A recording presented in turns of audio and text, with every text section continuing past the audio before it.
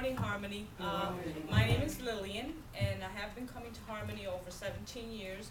The first day I walked in through that door with my daughter Maria, thanks to Pam and Drew, and I'm so glad you guys are here today for me. Yes. Okay. What Harmony truly means to me is they have given me the strongest spiritual weapon that I could ever have. Now, what happened? Oh, speak up. Yeah. Okay. I've been a Marine for 8 years, and in that time frame, I've been qualified with a lot of weapons. And the best thing of the Marine Corps that I liked was the badge that they gave me is these cross rifles, and that's what I have to prove that I'm an expert. Well, Harmony, on the other hand, is giving me, like I said, the most spiritual weapon that I could ever have, and that's the prayer of attunement. Okay, this is the power to attune me. I mean, what greater power can you have? Now, all these other weapons that I'm an expert on, they belong in the armory.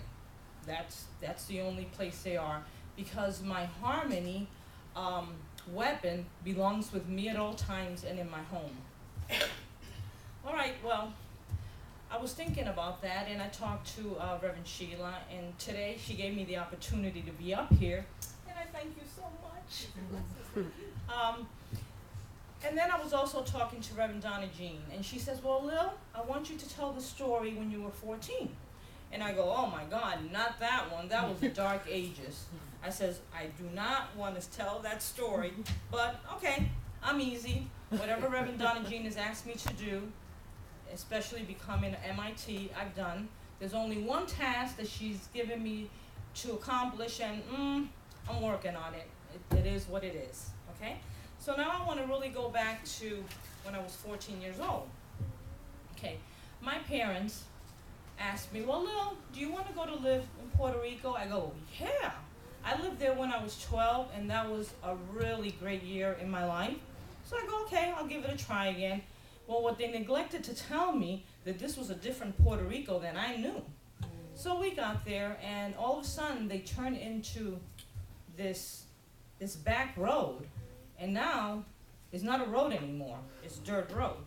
And I go, oh my God, what am I doing here? You know? And they go to me, well, this is on the way to our new home.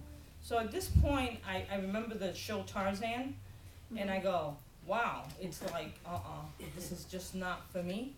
So we keep on going further down the road, and there's this girl with this basket full of clothes on her head. And they go, well, she's going to the river to wash clothes. I go, oh no, where's the washer and dryer? I'm from New York, you know? I'm not going to be doing any laundry anytime soon. So now we're further down the road, you know, and this girl perfectly, has this bucket on her head. And I go, and what's she doing with that bucket? He says, well, she's carrying water because she's going to cook outside. I says, oh no. I says, at this point, I'm hyperventilating, and my parents are knowing about this, you know. And I says, no. I says, what you guys need to do at this point is turn this car around, put me on a plane, because I'm going back to New York City. This is where I'm from, you know. I'll live underneath the Brooklyn Bridge. I'll even live in the Bowery with the bums, where the homeless people go. And you go over there and they wipe your windows, and you give them $1 so they quit wiping your windows. So at this point, this is what happens. So now I go into this home. It's supposed to be where I'm supposed to live. Well, it's a wood home with the floors of wood, but the floor squeaks, and the house is poorly made. And I go, oh my God, I says, I wish the big bad wolf would come and huff and pull this house down, because I don't want to live here, you know.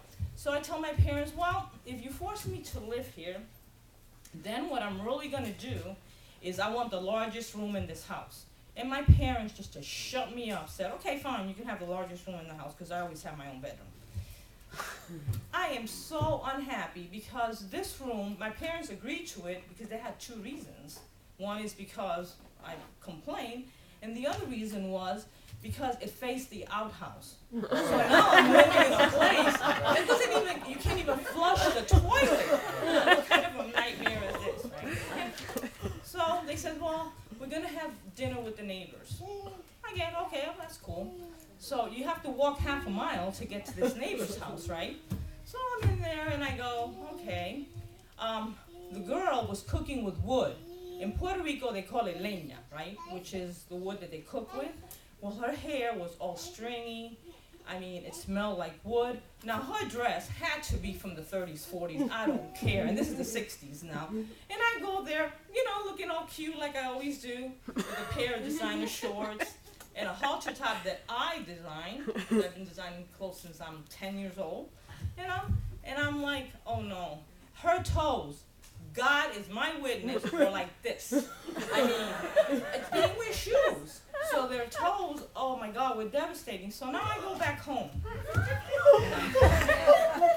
And I'm going, oh no, this is just not happening to me. So now I'm reliving my life in New York City. I go, well, I started when I was 3 years old. I saved the life of a little girl in my life. So after that, my mom gave me a lot of freedom. Well, my dad was very, very controlling. And he was always challenging me. That was my number one thing.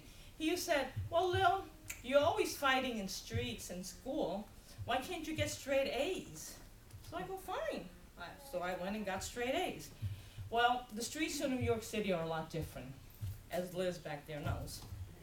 Their challenges are a lot. You know, like I remember one time I'm in the park, I'm about 11 years old, and this guy goes, man, Lil, you want some beer? I go, oh no. I says, I'm high naturally, I do not need a beer. And then this other one said, ooh, I got some good LSD. I says, well, you know what? You go on that trip because I'll help you. I'll stay with you. 6 hours of that mess, forget it. You're going home to your parents because I cannot deal with that. And then this junkie comes and he says, oh, Lil, I'll give you some stuff. So I look at his arms and I says, you see all those track marks on there? You see my arm? He says, yeah, they're clean. I said, well, I'm going to keep them that way. I only went to the park for 4 reasons. One is because I like to play handball. Man, I love handball. 2 is because I like the hula hoop. Remember that hula hoop? Yeah. If you go to Toys R Us with me, you'll be so embarrassed, right? And then the other reason is that I like to play double dutch. You ever play that? It's like a rope that has 2 ropes on it. And the 4th reason was that I had a really, really super good friend. And this lady, she was in her 20s, and she was a prostitute. And she was my buddy. One day she comes in with a bag full of clothes, and it was negligees that she had found in the streets. And we're sitting at the bench, and she's showing me all these clothes and stuff. And she tells me, Lil, she says, are you a virgin? And I said, oh, I'm only 11 years old. What do you think, you know? And I said, yeah. So she says, well, I was raped when I was 9 years old. And she told me her story, and it was very, very sad. And then I hope people don't get offended with this one here. But she says, Lil, you know, there's 2 things that you have to do. Never let a man beat you, which, knock on wood, I'm 58 and it's never happened. And she said, and never and always, always keep your eyes open and your legs shut. Well, am I going to listen to this prostitute that had a child and was a junkie? You're darn right I am, you know, because that was my example.